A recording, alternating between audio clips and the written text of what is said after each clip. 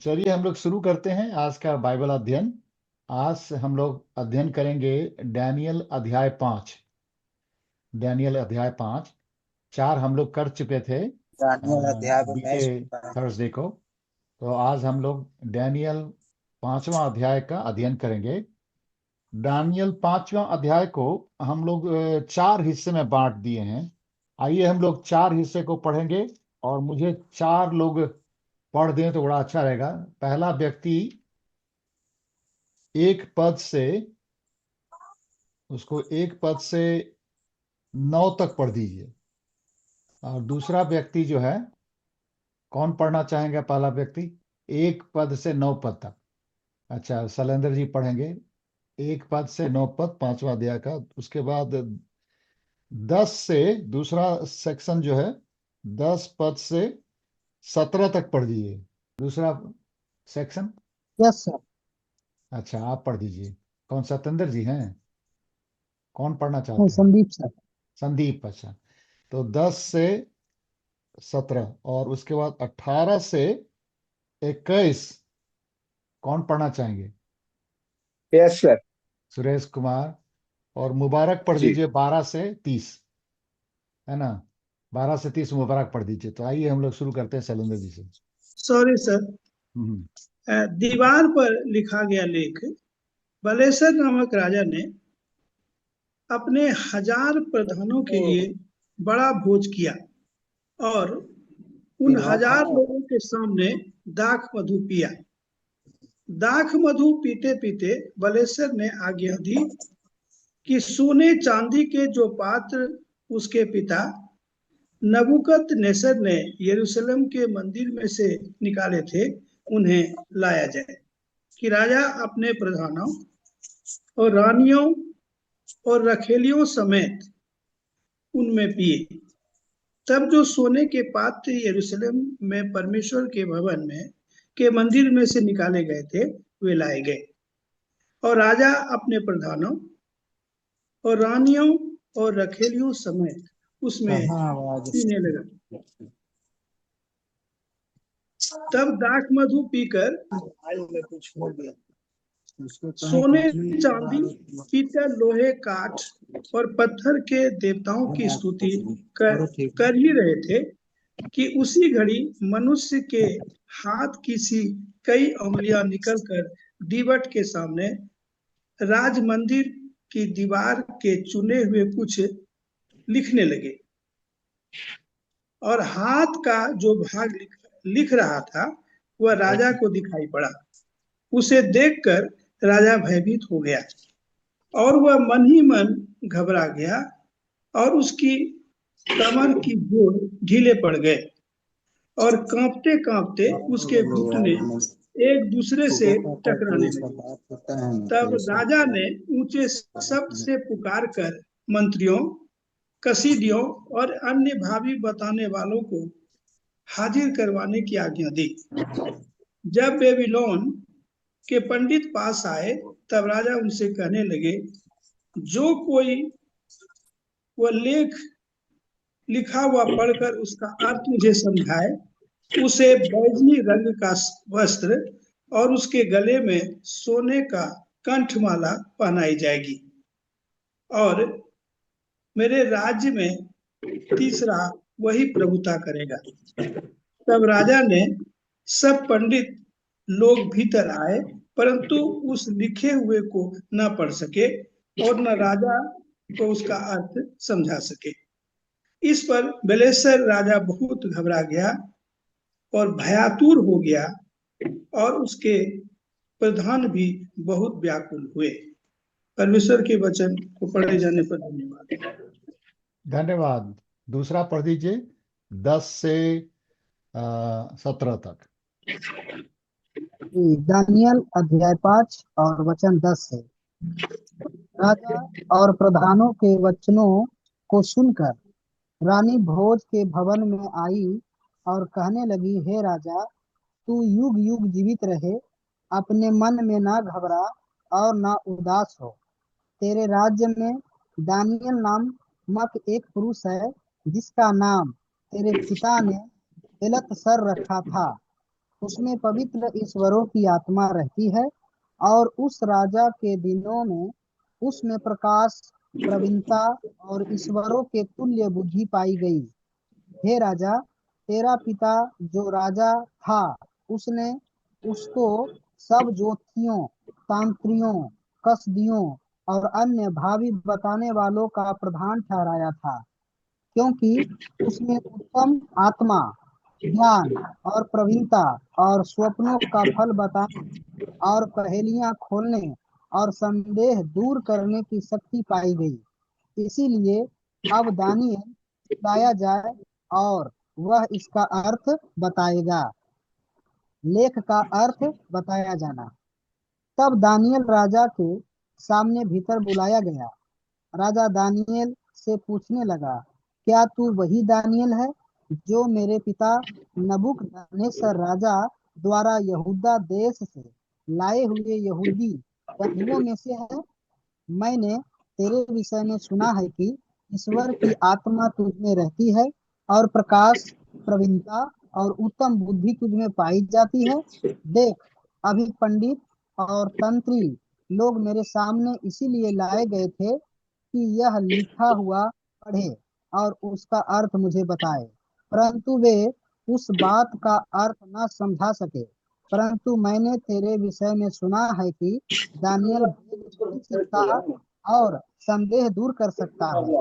इसीलिए अब यदि तू उस लिखे हुए को पढ़ सके और उसका अर्थ भी मुझे समझा सके, तो तुझे बैंगनी रंग का वस्त्र और तेरे गले में सोने की कंठमाला पहनाई जाएगी, और राज्य में तीसरा तू ही प्रभुता करेगा।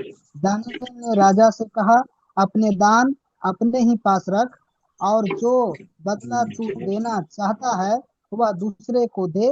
वह लिखी हुई बात मैं राजा को पढ़ सुनाऊंगा और इसका अर्थ भी तुझे समझाऊंगा। आमीन।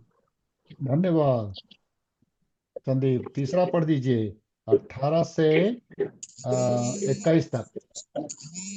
जी।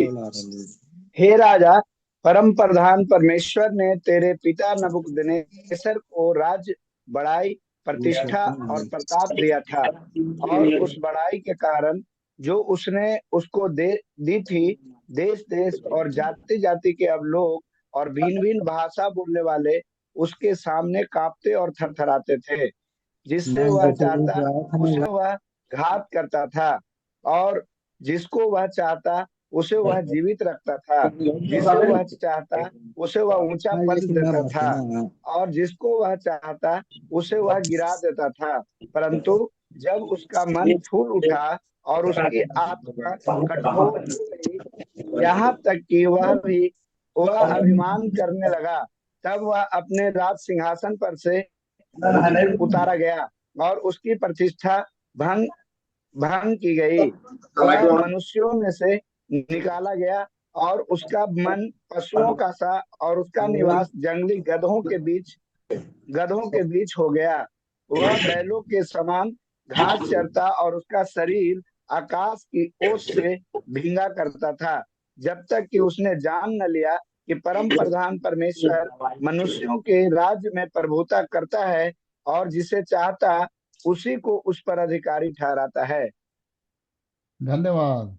आखिरी में मुबारक भाई, 22 से आखिरी तक। जी जय।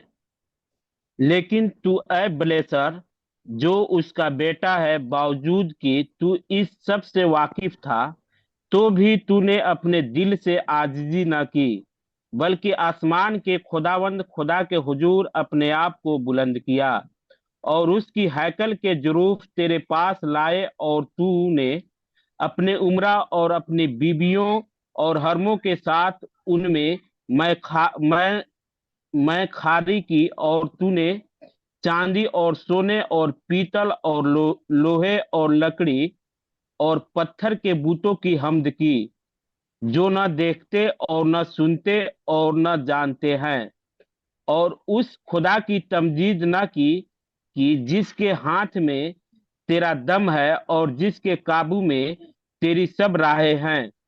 बस उसकी तरफ से हाथ का वह हिस्सा भेजा गया और यह नविश्ता लिखा गया, और वह नविश्ता यह है कि मीने मीने मैंने तकील व रस्सी, और इसके माने यह है कि मैंने, यानी खुदा ने तेरी ममलकत का हिसाब किया और उसे तमाम कर डाला। तकील यानी जो तू तराजू में तौला गया और कम निकला। फरीस यानी तेरी ममलकत मुनकसम हुई और मादियों और फासियों को दी गई।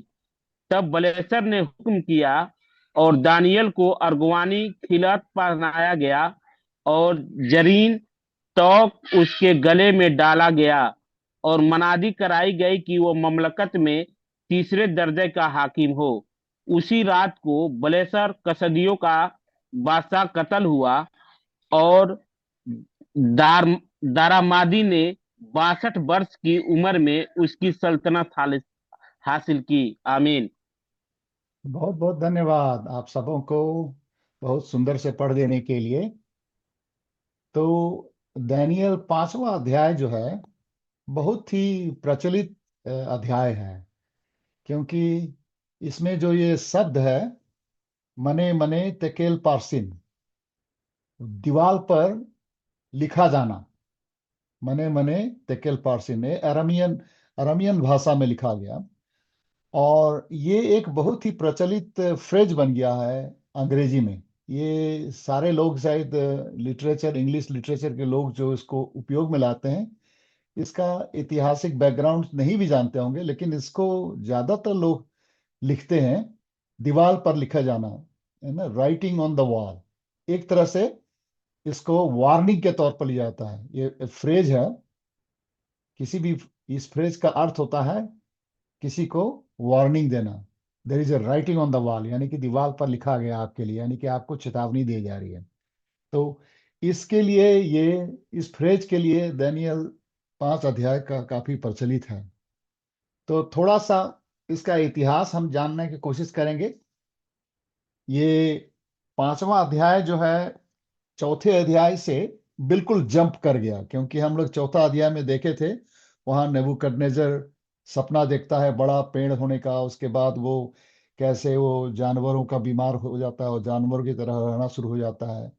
और डैनियल उसको कहता है कि ये क्योंकि आपका अहंकार है, आपका राज्य इतना बड़ा हो गया है और इसके कारण आप अहंकार हुए हैं, और इसीलिए आपके इस पेड़ को जो काटा गया ये आप हैं, और आपके साथ ऐसा होगा। और सचमुच में नेबूकदनेस्सर वो जानवर की तरह व्यवहार करना शुरू कर दिया। बाद में उसने नम्रता उसमें आई, वो अहंकार से उभर कर आया। और हम देखते हैं 4 अध्याय 36 पद में कि वो, उसको चंगाई मिली, क्योंकि वो ना 36 में, 4 अध्याय 36 में लिखा है, उसी समय मेरी बुद्धि फिर ज्यों की त्यों हो गई और मेरे राज्य के महिमा के लिए मेरा प्रताप और मुकुट मुझ पर फिर आ गया। तो चौथा अध्याय जो है, कुछ लोग कहते हैं कि यह नबूकदनेस्सर की अपनी जर्नल से रिकॉर्ड किया गया है। शायद उसने अपनी डायरी लिखा था, इसलिए वो व्यक्तिगत गवाही के रूप में चौथा अध्याय लिखा गया है। वो सपना देखता है और वो उसके जीवन में कैसा परिवर्तन आता है दानियल की गवाही के कारण, और वो एक अच्छा राजा बन जाता है। लेकिन 5वां अध्याय है, लगभग समझिए 60-70 साल को जंप कर गया, फॉरवर्ड, फास्ट फॉरवर्ड, और एक नई पीढ़ी आ गई। और यहाँ पर राजा का नाम बदल गया। आप देखेंगे राजा, एक नया राजा आ गया है और उसका नाम है बेल्शाजार। तो यहाँ पर हम यदि पढ़ते हैं 5वां अध्याय में, तो यहाँ पर लिखा है बाइबल में कि he is a son of नेबूकदनेस्सर, यानी कि चौथा अध्याय में जिसके बारे में पढ़े हैं उसका बेटा है। लेकिन ऐतिहासिक तौर पर इसको यदि अच्छी तरह से हम पढ़ें, एक्स्ट्रा बिब्लिकल रिसोर्स जो बोलते हैं ना, बाइबल से बाहर का जो रिसोर्स है, उससे हमें पता चलता है कि वो एक्चुअली नेबुकदनेस्सर का बेटा नहीं, पोता था। उसका बाप का नाम था नबोनिडस। तो बेल्शाजार जो है नबोनिडस। और पुराने समय में क्या होता था, बेटा का नाम अक्सर जो महान व्यक्ति उसके पीढ़ी में कोई भी हो, चाहे पिता हो या बाप दादा हो, तो सन ऑफ ग्रैंडफादर का नाम भी उनका इसी तरह से कहा जाता था। जैसे सन ऑफ नेबुकदनेस्सर, तो ग्रैंडफादर का बेटा का नाम में उसको पहचाना गया। लेकिन इसका असली पिता जो है नबोनिडस है। और उसके समय में क्या हुआ, जब ये इसका पोता, जब नबोनिडस राजा हुआ, उसका नबोनिडस के बाद उसका जब बेटा बेल्शाजार हुआ, तब तक ये जो नियो बेबीलोनियन एम्पायर, आपको समझना होगा कि याद रखिए, सारियन लोगों ने अटैक किया था, जेरूशलम को डिस्ट्रॉय किया, और इज़राइल को सबसे पहले लाया, उसके बाद जूडा को लाया गया। तो सबसे पहले एसारियन लोग जो अटैक किए थे, लेकिन एसारियन का भी पतन हो गया, क्योंकि एसारियन के बीच में ही उनका क्रांति हुआ। चाल्डियंस लोग उन्होंने किया। और उसके बाद मेसोपोटामियन जो बोलते हैं, उन लोग जो है, अभी के जमाने में उसको इराकी लोग बोलेंगे, इराकी लोग हैं। तो उन्होंने एक नया एम्पायर शुरू किया था, नियो बेबीलोनियन एम्पायर। और उस नियो बेबीलोनियन एम्पायर का जो राजा था नेबुकदनेस्सर, और बहुत ही शक्तिशाली था। लेकिन जब उसका बेटा नेबोनिडस राजा हुआ और उसका पोता हुआ, तो शायद उन लोगों ने कहीं ना कहीं कुछ, जो लोकल जो है पर्सियन है, जो ईरानियन है और मेडो हैं, ये दोनों कम्युनिटी के विरुद्ध में शायद कुछ काम किया। शायद रिलीजियस या किसी कारण पर्शियन लोग उससे नाराज थे, इस राजा से। और इनके बीच में रिबेलियन शुरू हो गया था। तो मेडो पर्शियन रिबेलियन हो रहा है इस वक्त। 5वां अध्याय जो है, इसका ऐतिहासिक घटना है कि जस्ट 2 दिन पहले, इस घटना के 2 दिन पहले, बेल्शास्सार जब वो युद्ध करने गया एक टेरिटोरी में, और वो युद्ध हार कर आया है। और जब युद्ध हार गया तो मोरल डाउन होता है। तो शायद मोरल डाउन हो गया, इसीलिए इन लोग यहाँ पर एक बहुत बड़ा जलसा रखे हैं, ताकि उनके ऑफिसर्स को और उनके सोल्जर को, सेनाओं को, थोड़ा उनको मोरल अप किया जाए, ताकि आने वाले युद्ध को जीत सकें। तो वही एक घटना है, ऐतिहासिक घटना है, जहां पर हम देखते हैं कि सब लोग दाख मधु पीते पीते बेल्शास्सार ने आज्ञा दी कि सोने चांदी की जो पात्र है, उसके पिता नबूकदनेस्सर ने यरूशलेम के मंदिर में से निकाले थे, उन्हें लाया जाए।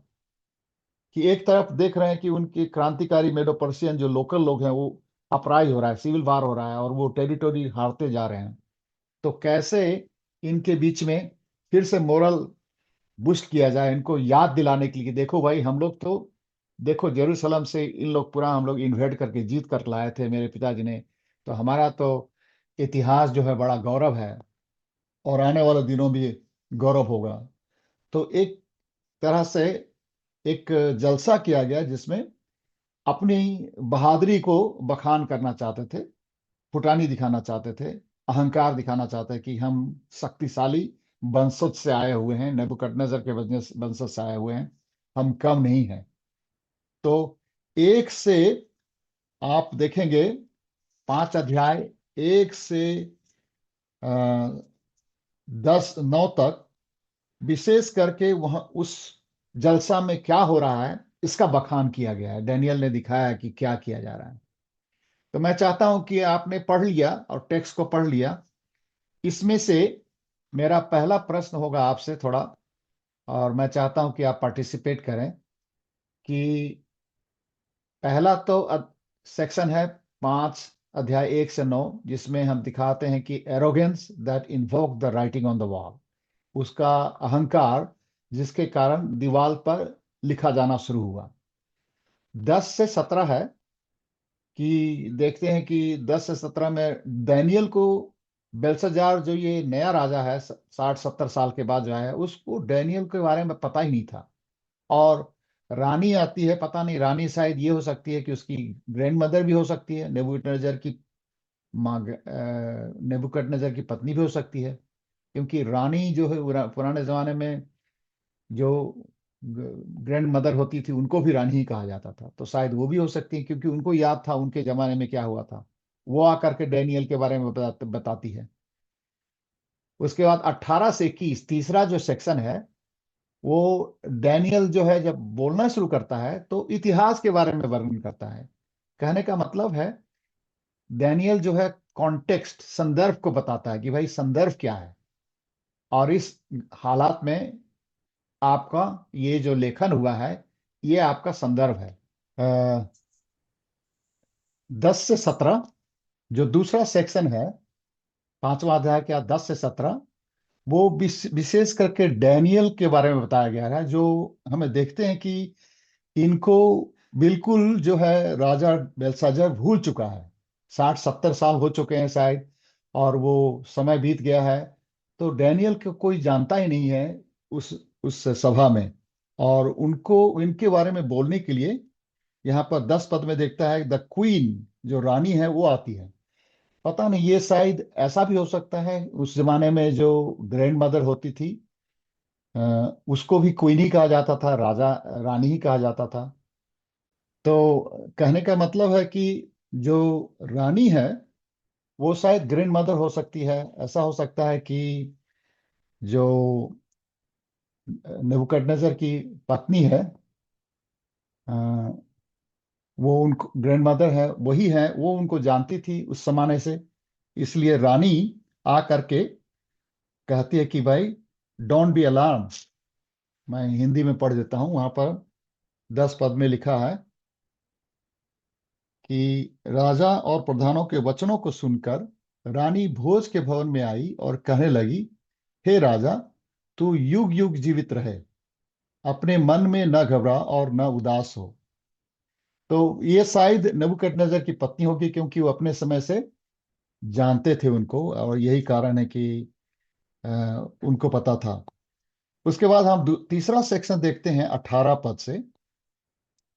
18 पद से जो है, ये विशेष करके डैनियल जब बोलना शुरू करता है तो इतिहास के बारे में बोलना शुरू करता है। ही बिगिंस फ्रॉम द हिस्ट्री, और इतिहास जो है संदर्भ है, इसलिए संदर्भ को लेकर चलना बहुत जरूरी है।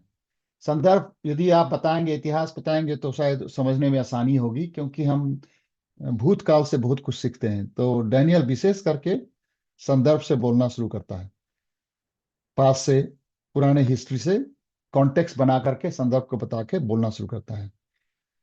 22 से जो आखिरी है 30 तक, वहां पर मेडो पर्शियन एम्पायर का आना, यानी कि नियो बेबीलोनियन एम्पायर का गिर जाना, इसके बारे में व्याख्या किया गया है कि ये राज्य का परिवर्तन होता है और एक नया एम्पायर शुरू होता है। तो इस तरह से ये 4 सेक्शन हैं। तो आइए हम लोग इस चारों सेक्शन में, आप तो टेक्स्ट को पढ़ चुके हैं और मैं थोड़ा सा आपको परिचय दे चुका हूं, तो मैं चाहता हूं कि आप पार्टिसिपेट करें, और मैं कुछ प्रश्न दे देता हूं, और इस टेक्स्ट को आप फिर से देखिए। तो सबसे पहला सेक्शन में देखते हैं 5 अध्याय 1 से 9। What made the event offensive in the first passage. पहले अध्याय में क्या चीज हुआ जिसके कारण ये राइटिंग ऑन द वॉल, जो वॉल पर जो राइटिंग शुरू हुआ, क्या कारण था जिस। शायद सर दाख मधु पीने से हुआ होगा। हम्म, हाँ हाँ, और कोई दूसरा कुछ बोलना चाहते हैं? जिन बर्तनों को अ, परमेश्वर के भवन में सेवकाई के लिए पवित्र किया गया था और वो सेवकाई के लिए यूज किए जाते थे, बेशक वहाँ स्टोर में रखे हुए थे, लेकिन उन्हीं बर्तनों को उन्हें बेइज्जत करना शुरू किया, किस्म का उसी में शराब पीने लगा। हम्म और वो जो नौकर हैं, नौकरानियां हैं, सबको कहने हम्म लगा इसमें पियो। तो ये भी एक कारण है कि इसके कारण ऐसा हुआ है। हम्म और उर्दू में लिखा है कि वो मसरूर हो गया, मतलब सुध बुध खो गया वो इन सब चीजों में। हम्म। और कोई क्या चीज है जो मोस्ट ऑफेंसिव, यानी कि अहंकार को प्रतीक दिखाता है, और जिसके कारण शायद ये राइटिंग ऑन द वॉल शुरू हो गया होगा? आप पवित्र करने लगा सर। हाँ, पवित्र करने लगा, ठीक है। मूर्ति पूजा करने लगा, आप पवित्र किया, नशा किया। हम्म। वही रखेली है, वो रखेली रखने लगा, वो सब अनर्थ किया आप। हम्म। ये हो और सकता है सर, सिर्फ इतना ही नहीं, वो बल्कि घमंड लिखा है करने कि लगा। वो लोहे लकड़ी और पत्थर के जो मूर्तियां थी उनकी बड़ी प्रशंसा करने लगा वो। हाँ, तो वही सबसे बड़ी चीज है। आप जो करते हो वो तो है ही है, लेकिन जब आप जो काम करते हो उसकी बड़ाई करना शुरू करते हो और उसकी प्रशंसा करना शुरू कर देते हो, तो वो बहुत बड़ी हानिकारक हो जाती है। यहाँ पर उन लोगों ने सिर्फ उस गोल्डन गॉबलेट को जो मंदिर से लाया था उसका हम्म। गलत उपयोग तो किया ही, लेकिन हम्म। उन लोग क्या बोले कि भाई, ये जो गॉबलेट है, जिस परमेश्वर और जिस भगवान को ये कंसेक्रेट किया गया है, उससे कहीं बढ़ा चढ़ा कौन है? बोल रहा है कि उस पद में पढ़िए, चौथा चौथा पद में क्या लिखा है? वे दाख वे दाख मधु मधु। पीकर हम्म। सोने चांदी पीतल लोहे काठ और पत्थर के देवताओं की स्तुति कर ही रहे थे। हाँ, क्यों? वो उनकी स्तुति करना शुरू कर दिए। कह रहे थे कि भाई, ये जिस ईश्वर को ये डेडिकेट किया गया था, कंसेक्रेट किया था, उससे कहीं बड़ा हमारा ईश्वर है। क्योंकि वो उनका ईश्वर कौन था? जो लोहे से बनाया जाता था, जो चांदी और पत्थरों से बनाया जाता था। याद रखिए, जो ये जो गॉबलेट है, ये प्याले हैं, ये ईश्वर नहीं है, लेकिन जिनको चढ़ाया गया था वो महान है, वो यहोवा है। लेकिन ये बोल रहे हैं कि नहीं, यहोवा महान नहीं है, ये सोने चांदी से बनाया वाला जो प्रभु है वो महान है। और उसका प्रशंसा करना शुरू कर दिए। बोलने लगे कि भाई, सोने चांदी पीतल लोहे काठ और पत्थर की देवताओं, इन्हीं मेटल से वो भगवान बनाते थे और उनकी पूजा करते थे, और इनका प्रशंसा शुरू कर दिए। याद रखिए, यही चीज उनके ग्रैंडफादर जो अ, दादा थे, उन्होंने इस बात को नकारा था, और इसीलिए उनको उनके दिमाग में, बोलते हैं, सैनिटी आ गया था। और इसीलिए वो नम्र हुए थे। नम्र होने के कारण वो फिर से वापस आ गए थे राज्य में। लेकिन यही गलती उनका पोता कर रहा था, और यही सबसे बड़ी उनका एक ऑफेंस हो गया था। इसी एक कारण से जैसे ही बोलते हैं कि पांचवा पद में सडनली, जैसा ही उन्होंने प्रशंसा की, पांचवा पद में क्या देखते हैं?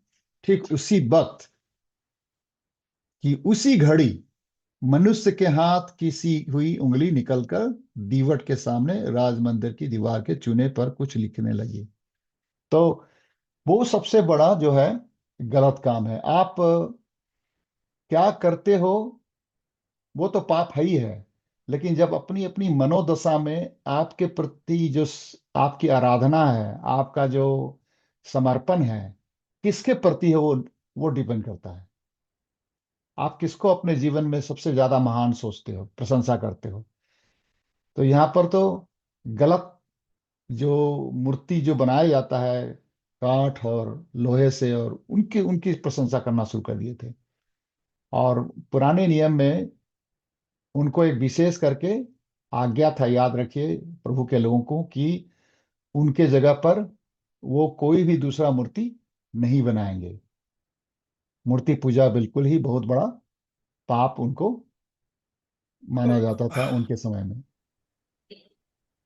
ठीक है, आइए हम लोग अ, दूसरे सेक्शन को देखते हैं। दूसरे सेक्शन में हम देखेंगे, अपना ध्यान दीजिए, 10 से 17 पद तक। और जब दानियल का परिचय दिया जा रहा था, तो उसमें आपको क्या चीज है जो डैनियल का परिचय में जब डैनियल ने रिकॉर्ड किया, वो डैनियल क्या बताना चाहता है, विशेष करके क्या सबसे महत्वपूर्ण चीज है जिसको हम अ, सीख ले सकते हैं 10 से 17 तक। 14 पद में, मैंने तेरे विषय में सुना है कि ईश्वर की आत्मा तुझ में रहती है और प्रकाश, प्रवीणता और उत्तम बुद्धि तुझ में पाई जाती है। शायद ये उन्होंने सुना था। हम्म। और कोई? थैंक यू शैलेंद्र भाई। और कोई कुछ बोलना चाहते हैं? और इसमें अहंकार भी दिख रहा है सर जी। और उसके बाद में मंदिर के जो बर्तनों का जो है अपमान किया गया। हम्म हम्म, और हम्म। उसके बाद जो है मूर्तियों का प्रशंसा करना, ये दिख रहा है सर जी। अच्छा।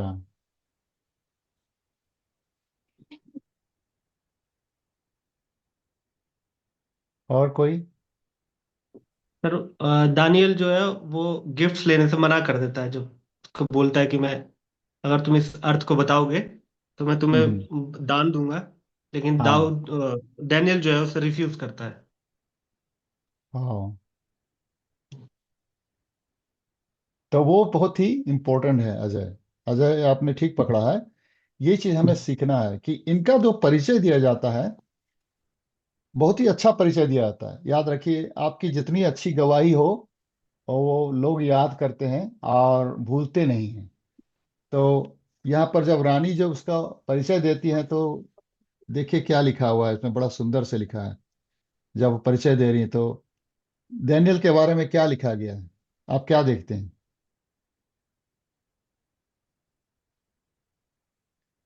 दानियल में सच्चाई था सर। हाँ। और क्या है? और और रानी की भी समझदारी कुछ हुआ था, रानी का भी बुद्धिमानी हुआ हाँ, था, लेकिन रानी में उसको भी समझ किया। किस तरह का परिचय दिया जाता है? जब उसको परिचय दिया जाता है तो क्या कहा जाता है डैनियल के बारे में?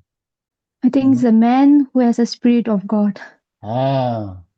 16 में जो मैन। लिखा तो है 14 पद हम वही बोले थे सर। हाँ, ऐसा व्यक्ति जो जिसके साथ पवित्र आत्मा है।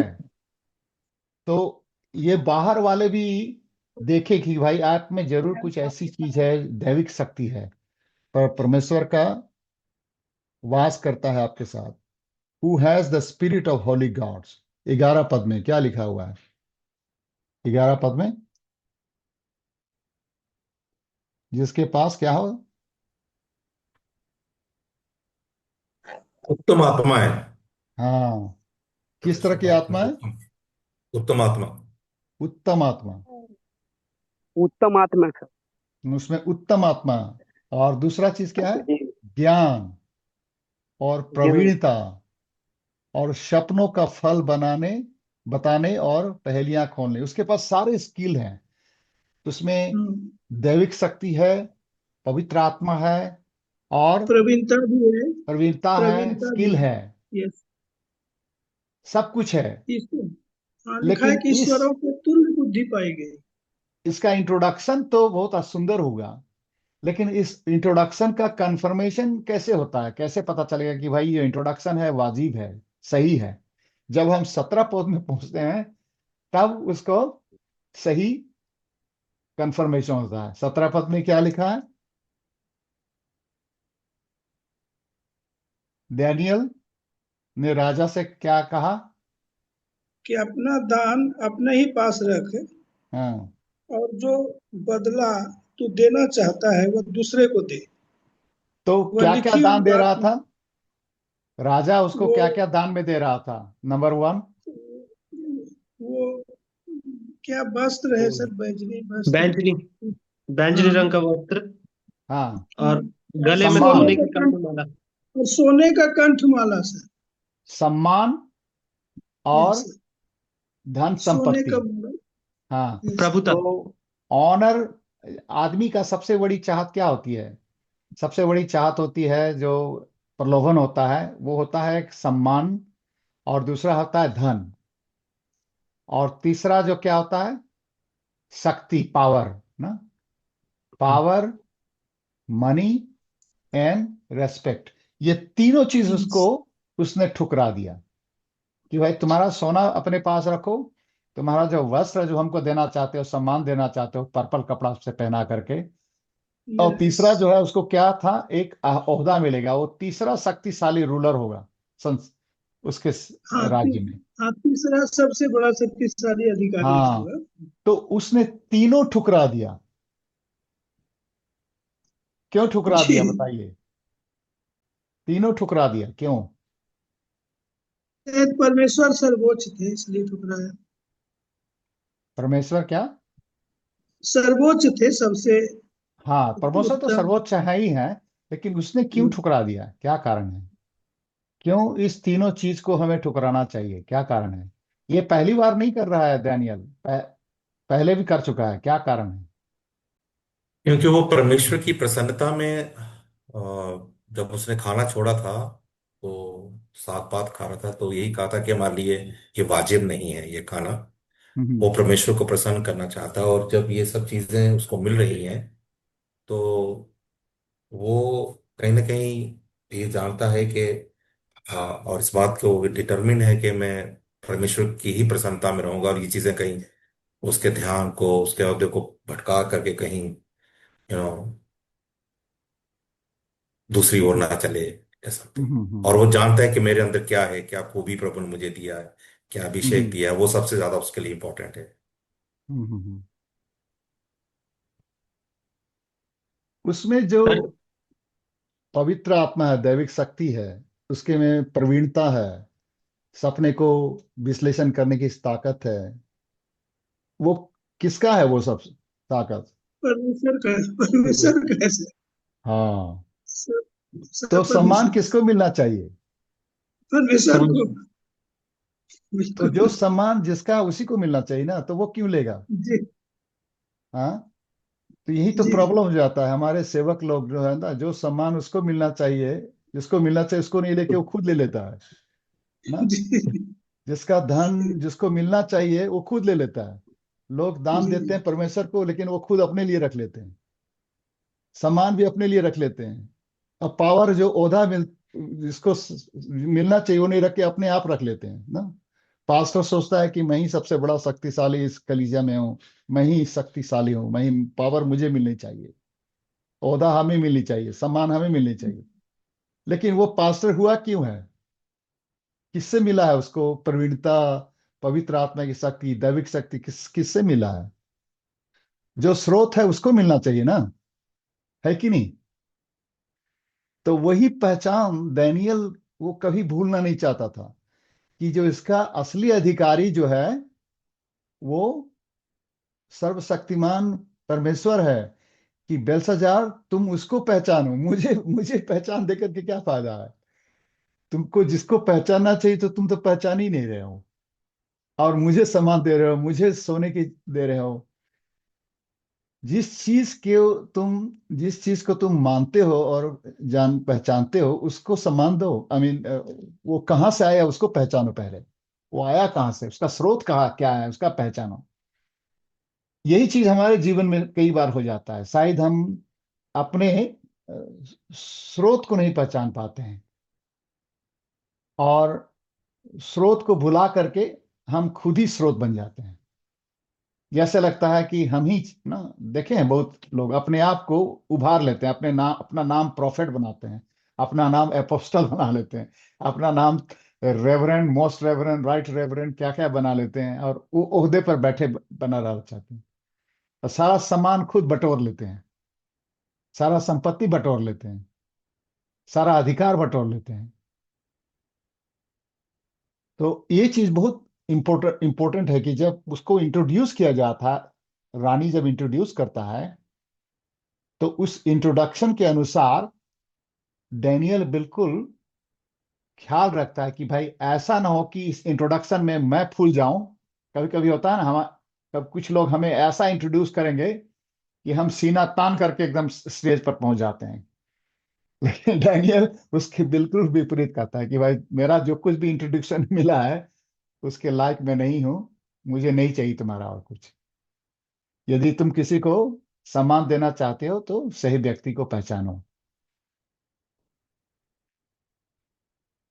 आइए हम लोग आखिरी जो है चौथे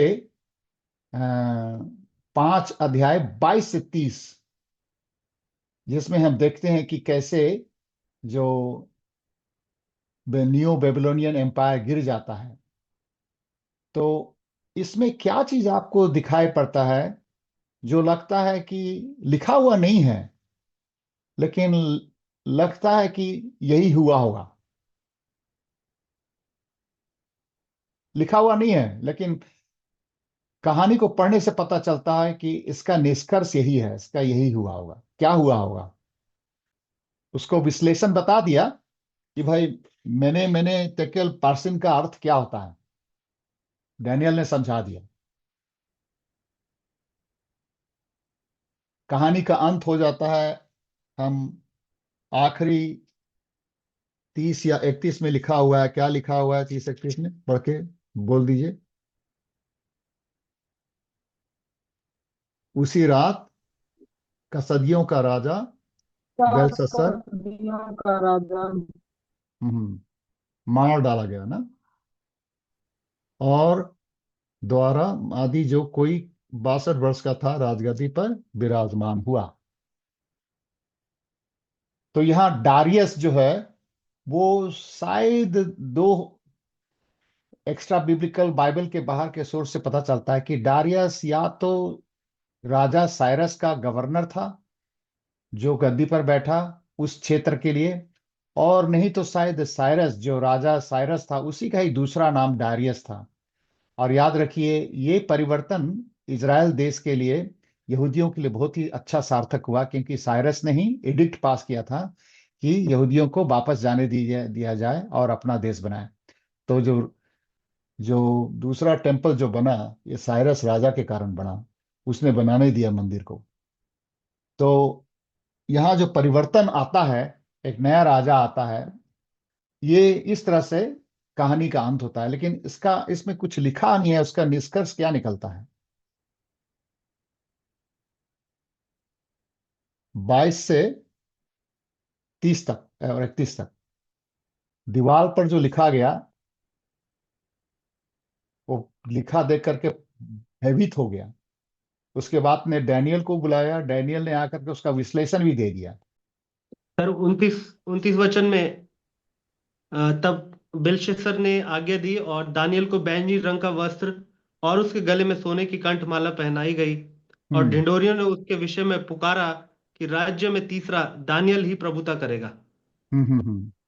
सर उसने सम्मान फिर भी दानियल को ही दिया। क्या कारण शायद है? उसे क्या इसका मतलब क्या होता है, क्या कारण है? वो उसने परमेश्वर को सम्मान देना चाहिए था, लेकिन वो फिर भी मनुष्य पर भरोसा करता है।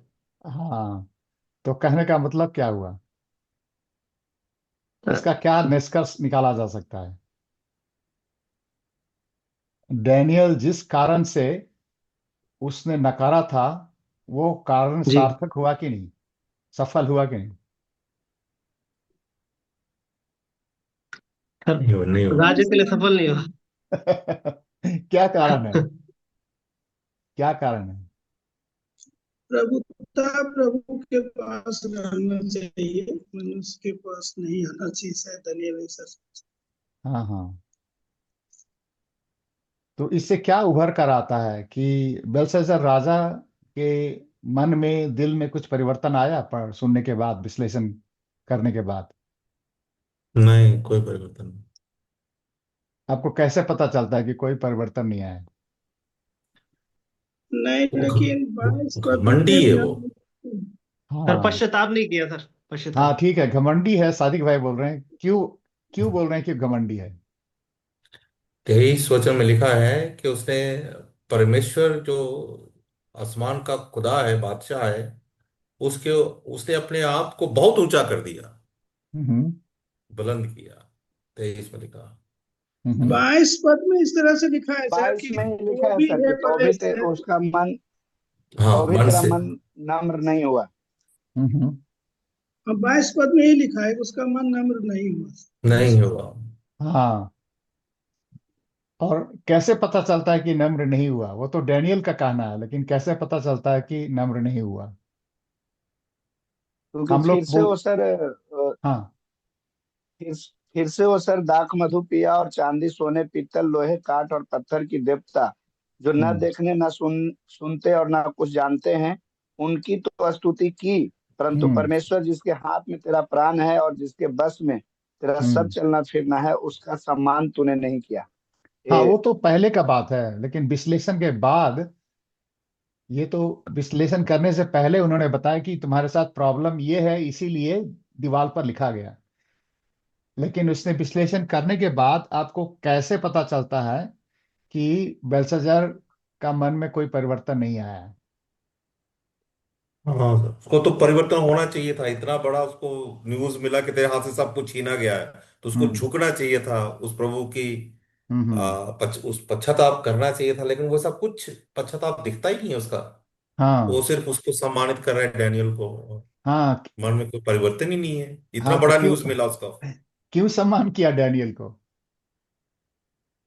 आपने क्योंकि सुना है, प्राण क्योंकि जाए पर परमेश्वर प्राण से बढ़ के प्राण जाए पर वचन नहीं सर, जाए। बच ना जी सर, जाए। सर परमेश्वर से बढ़ के वो दानियल को ही समझ रहा था अपने नजर में सर। हाँ, और इस जी डैनियल को बड़ा नहीं सोच रहा था। उसके उसके नजर में था कि मैंने जो वचन दिया है, हम्म। मैं सबको दिखाता हूं कि मैं राजा हूं, मैं जो करना चाहता हूं वही करूंगा। मैंने डैनियल चाहे भले नकार दे, नहीं ले, लेकिन मैं जो मैंने जो वादा किया था, जो वचन दिया था, मैं उसको पूरा करूंगा। उसने सुनने के बाद भी वही किया जो वो करना चाहता था। देख थेथर रहे हैं था बिहारी हमेशा। 29 पद में, 28 पद में ना 29 पद में, देखते हैं जैसे ही विश्लेषण खत्म हुआ तो उसने क्या किया? तुरंत, तब, ना उसके बाद तुरंत बोलता है तब बेलशस्सर ने आज्ञा दी और डैनियल को बैजनी रंग वस्त्र और उसके गले में सोने की कंठमाला पहनाई गई, और ढिंढोरिये ने उसके विषय में पुकारा, और राज्य में तीसरा डैनियल को प्रभुता करेगा। बस, जो उसने प्रॉमिस किया था, वचन दिया था, पूरा कर दिया। उसके विश्लेषण के बारे में थोड़ी भी चर्चा नहीं की। वो लोगों को दिखाना चाहता था कि वो राजा है और जो कहता है वो करता है, और अपना वचन पूरा करता था। लोगों के बीच में उसकी अपनी सम्मान, नहीं तो वो झुठला जाता ना। तो अपना अपनी सम्मान के लिए उसको ज्यादा चिंता थी। और यही कारण है कि हम जैसे ही वह खत्म करता है, 30 पद में लिखा है, उसी रात, उसी रात कसदियों का राजा बेलशस्सर मार डाला गया। तो ऐसा व्यक्ति जो बिल्कुल अहंकार से भरा है, जो करना चाहता है, वो सुनने के लिए तैयार नहीं था। वो सिर्फ पहले जो प्रॉमिस किया था कि भाई इसको जो अर्थ बता देगा उसको मैं इतना दूंगा, ऐसे ऐसे करूंगा, उसने कर दिया। बस अर्थ का क्या मतलब है इसके बारे में पूछताछ भी नहीं किया। हमें क्या करना चाहिए, हम कैसे इस हालात से बचें, कुछ उसका मतलब नहीं है। उसके विश्लेषण को कोई मूल्य नहीं दिया। और उसने जब नकारा डैनियल ने, तो डैनियल ने क्यों नकारा इसके बारे में जानने की कोशिश भी नहीं की। जो करना चाहता था वही कर दिया। तो ज्यादातर जो हमारे मसीही अगुए लोग होते हैं ना, एक बार जब मन में ठान लिया, तो सलमान खान की तरह मैं जब ठान लेता हूँ तो मैं अपनी की भी नहीं सुनता हूँ। वही वाली बात है। थोड़ा भी चिंतन नहीं करते हैं इसके पीछे क्या है क्या नहीं है। दूसरों से सीखने की इच्छा नहीं होती है। वो दिखाना चाहते हैं कि भाई मैं जो बोलता हूँ वो करता हूँ ना, मैंने जो ठान ली है वही करूंगा। और यही कारण है कि उसका कारण, इसका पतन हो गया। अब यहीं से नियो बेबीलोनियन एम्पायर, जो बहुत ही शक्तिशाली एम्पायर थी नेबुकडनेजर के समय में, आफ्टर एसारियन, चैल्डियन, नियो बेबीलोनियन एम्पायर। पहले चैल्डियन लोग जो हैं वो इराकी लोग हैं, और नियो बेबीलोनियन जो हैं वो भी इराकी लोग हैं, मेसोपोटामियन लोग हैं। उसके बाद जो है साइरस जो है, ये पर्शियन ईरानियन लोग हैं। They will rise. तो ये आखिरी डोमिनियन जो होता है, पतन हो जाता है। उसके बाद जेरूशलेम के लोग, ईश्वर के लोग वापस आ जाते हैं। तो ये कहानी जो है, चौथा अध्याय जो सॉरी पांचवा अध्याय जो है, बड़ा इंपॉर्टेंट हिस्टोरिकल इवेंट है और हमें इसको समझना बहुत जरूरी है। कोई प्रश्न पूछना चाहते हैं? ये जो दीवार पर लेख लिखा गया था सर, वो क्या था? वो कुछ स्पष्ट नहीं बना। ये तो दैविक शक्ति है ना, अच्छा दैविक अच्छा। शक्ति है। उसके कारण जो है जी एक तरह से जी जजमेंट आ गया, उसके सामने दिखा दिया गया, एक तरह की चेतावनी कि मैंने तेकेल पारसिन। मैंने का मतलब होता है नंबर, नंबर, यानी कि तुम्हारे दिन गिन दिए गए। और तेकेल क्या मतलब होता है? वजन कर दिया गया, तुम्हारे पाप को वजन कर दिया गया। और पारसिन का मतलब है बांट दिया गया। और ये ऑलरेडी शुरू हो चुका था जब इसके पिता नेबोनिडस जब थे, उसी वक्त से वहां के जो लोकल लोग हैं उन लोग मार्डुक जी भगवान को प्रार्थना करते थे। तो जी ये शायद कहीं ना कहीं उसने रिलीजियस ऑफेंस कुछ किया था नेबोनिडस। और जी अ, ये बेल्साजार भी, वो अपने आप को इतना ज्यादा खाने पीने में और अपने मस्ती में रहते थे कि लोकल जो ईरानियन लोग हैं, पर्शियन लोग हैं, उनके उनको उन्होंने अच्छी तरह से न्याय नहीं दिया और उनके साथ अच्छा से उन्होंने शासन नहीं किया। और यही कारण है कि वहां से उनका अपराज हुआ, सिविल वार शुरू हो गया। और उसके जो लीडर थे वो साइरस था। और यही उसी के कारण वो छोटा छोटा टेरिटरी को जीतते जीतते जीतते आखिर में उसने पूरे नियो बेबीलोनियन एम्पायर को ध्वंस कर दिया। उसके बाद साइरस सबसे बड़ा राजा, शक्तिशाली राजा, आखिरी राजा जो था वो पर्शियन एम्पायर था, राजा था। अभी के जो ईरान को हम लोग पर्शियन बोलते हैं। ठीक है, और अच्छा कुछ सर, पूछना चाहते हैं और बहुत किसी तरह बढ़- का कमेंट? बहुत बढ़िया लगा हम लोग को। हालांकि 5 अध्याय हम पहले भी पढ़े थे, लेकिन समझ उतना नहीं पा रहे थे। हम्म। आज स्पष्ट हुआ का बहुत बातें। हाँ, तो चौथे और आपको अध्याय से इसके पांचवें लिए अध्याय में बहुत फर्क है। जी। चौथे अध्याय से पांचवा अध्याय लगभग 60 साल या 70 साल का गैप हो चुका है। जी। नेबुकदनेजर का बेटा नेबुनिडस राजा हुआ, नेबुनिडस का बेटा जो है बेल्शस्सर हुआ। और नेबोनिडस के ये समय से बेलेस्टर ही, जो है तीसरी पीढ़ी हो गई ना सर, हाँ, ये नबूकदनेस्सर का तीसरी पीढ़ी हो गई। तीसरी पीढ़ी होगी। तो और उसी वक्त जी जब ऐसा होता है ना कि जब बाप दादा बहुत मजबूत होता है तो पोता लोग का समय में कहीं ना कहीं जैसे औरंगजेब का हालत हो गया था, कहीं ना कहीं अपने में इतना ज्यादा रखेल रखा है, शराब पीता है, तो लोकल लोगों का एडमिनिस्ट्रेशन, शासन अच्छा नहीं होगा। इसीलिए अपराइज हो गया और सिविल वार की तरह शुरू हो गया था। और उस हालात में दीवार पर लिखा गया। तो दीवार पर लिखा जाना, राइटिंग ऑन द वॉल, एक तरह से चेतावनी आता है। उसको उसको चेतावनी दी गई, लेकिन वो अपना मन पलटन नहीं किया। बोलते हैं ना, एक बार गलत रास्ते में चलने वाले आदमी सीखने के लिए सबसे बड़ी भूल क्या करता है? वो सीखना बंद कर देता है। वो सोचता है कि वो जो कर रहा है वही वही है, वही सही है। तो इसने डैनियल से भी नहीं सीखा और वही करना चाहा जो करना चाहता था। क्योंकि ये जो जलसा रखा था विशेष करके अपने ऑफिसर्स के लोग बीच में और सेनाओं के बीच में, अपनी हारते हुए कमजोरी को छुपाने के लिए बाप दादे का जो ग्लोरी है उसको दिखाना चाहता था कि भी हम भी कम नहीं हैं, हम छोटे नहीं हैं। इस छोटा मोटा जो अपराध हो रहा है, सिविल वार हो रहा है मेडो पर्शियन से, उसको हम लोग आराम से जीतेंगे। तो घमंड में चूर था।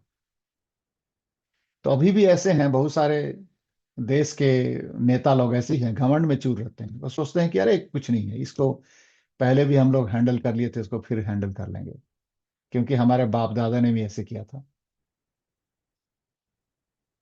तो यही कारण है कि इसका पतन हो गया। लेकिन इतिहास हमें कहता है, हर समय बार बार बताता रहता है कि बहुत empire, there is a rise of empire and fall of empire. यदि सही रास्ते में नहीं चलता है कोई भी राजा तो उसका पतन हो ही जाता है। बहुत बहुत धन्यवाद।